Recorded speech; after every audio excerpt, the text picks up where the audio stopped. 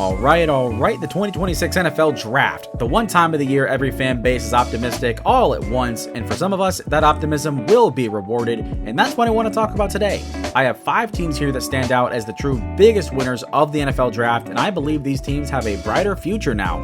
If you like video essays like this one and you'll want to see more, please consider leaving a like and subscribing to the channel. It's free and it would help me out a lot. Also, these teams will be ranked. With that out of the way, let's break it down.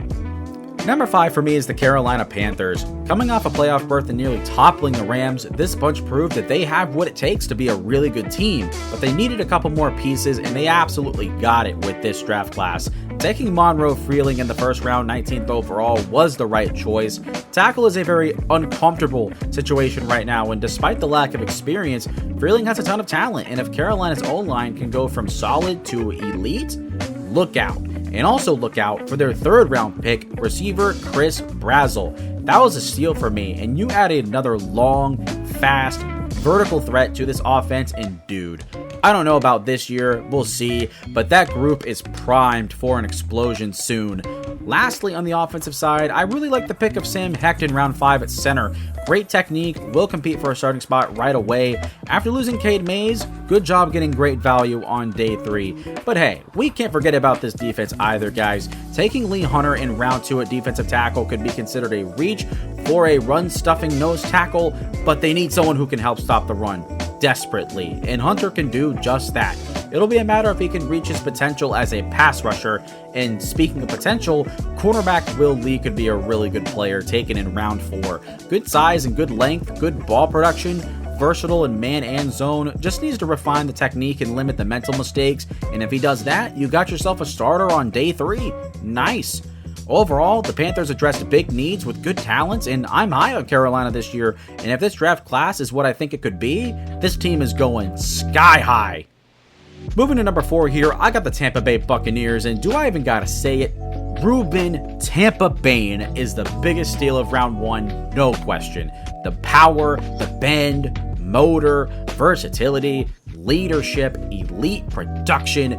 This is exactly the player Tampa needs on their defensive line. They need to get better at rushing the passer, and Bain is out of the box and ready to contribute right now. Gotta show some love to these other picks though. Linebacker Josiah Trotter in round 2 is someone I really like. He is strong, physical, can really cause problems up front, and a good pass rusher. Just has to get better in coverage, and that's why you bring in Alex Anzalone in free agency. Trotter with some time could develop into a complete player, and if he's anything like his dad, he will be a good player. The next pick here, receiver Ted Hurst in round 3, is a great fit. He's like a faster Mike Evans, but he's coming from Georgia State. Competition is going to get way tougher here. Can he make the jump? We'll see. Definitely a slight risk, but very high reward. The last pick here I want to talk about is Keontae Scott, the corner out of Miami in the 4th round. He is awesome playing up front, stopping the run, rushing the passer. There it is again. This guy will compete for the starting nickel role, and because he's an older prospect, he can help right now, which is important for the Bucs timeline, and as an early down nickel, it's a perfect fit. I expect Bulls to get creative with this guy, and the Bucs really hammer their need for a better pass rush, and I love that they got guys in all 3 levels that can do that. Also, adding a talented receiver that could fill a Mike Evans-sized void is very exciting. The Bucs have to be better in 2026. This division could be way more competitive this year. All the new coaches on the staff as well make it really hard for me to have a clue on what this team will be. But if you're optimistic, this draft class made this team better. Alrighty, number 3, I got the Las Vegas Raiders, and dare I say this team is on the up and up? Not only are they going to be better this year, but this draft class is full of excitement for the future, and that starts with Fernando Mendoza taken 1st overall, of course. I think he's going to fit really well with head coach Clint Kubiak and will stabilize the Raiders franchise. The fit just feels right to me. But the real fun of this draft begins in the secondary. They drafted 4 guys on top of the moves they made in free agency. The aggression to fix this need was on full display, and starting with Traden Stukes in round 2. While I don't fully agree with the timeline of this pick, Stukes is an older prospect on a rebuilding team, but he'll contribute right away, and as a versatile nickel safety hybrid, he's got great leadership, he works really hard, great IQ and ball skills. He definitely makes his team better right now. And the next guy, Jermod McCoy out of Tennessee, the draft slide he went on was insane. I did not expect him to fall to pick 101, but his knee injury warrants a lot of concern. But to get him on day 3, if he stays healthy, this is the biggest steal of the entire draft, period. The rest of this class also provides quality depth with good upside. Edge rusher Kieran Crawford, taken in round 3, will help as a third down pass rusher now and has a lot of potential to be much better. He hasn't played football for very long, and that's what makes him so enticing, is that room to grow. Taking Trey Zune, also in round 3 at offensive line on the interior, has potential to start at guard. I thought they'd address the offensive line sooner, to be honest with you, but Zune is a good choice here. And then lastly, running back Mike Washington, taken in round 4. They need a good backup to Ashton Jeanty, and he has the size, the home run speed to create a deadly 1-2 punch in the backfield. Could the Raiders actually, for real, finally be restored to their former glory? I think the possibility is very real, and if it becomes true, it would have started right here with this class. Okay, now we get to my 2 far and away favorite draft classes of 2026, and number 2 is the Dallas Cowboys.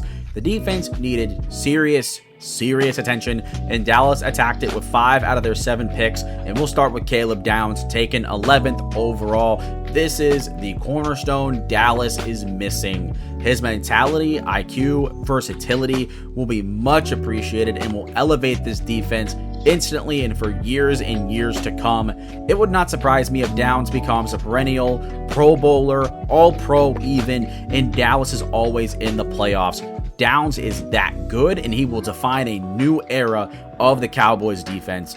Dallas also traded down in the first round, taking edge Malachi Lawrence 23rd overall. Prototypical size with great speed, length, and power. His combine performance really pushed him up people's boards, and if he reaches his potential, him and Caleb Downs would be a masterclass for this franchise. But it doesn't stop there, though. I really like the additions of edge Jayshon Barham and cornerback Devin Moore, taken in the 3rd and 4th rounds respectively.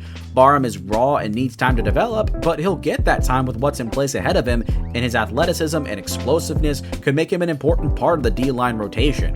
Devin Moore is also a great fit in new DC Christian Parker's scheme. Great size, length, and speed. This is another day 3 corner that I liked a lot, and if he can stay healthy, he'll be a contributor in some form in my opinion.